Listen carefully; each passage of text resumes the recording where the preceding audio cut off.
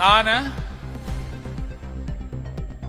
C. Joseph Vijay எனும் நான்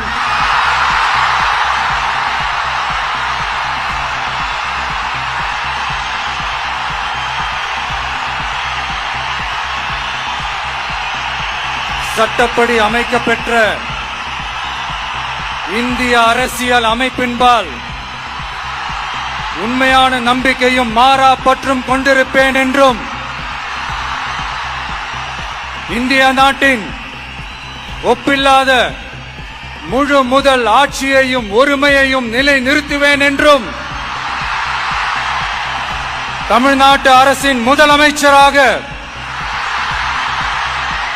உண்மையாகவும் உளச்சான்றின்படியும் என் கடமைகளை நிறைவேற்றுவேன் என்றும்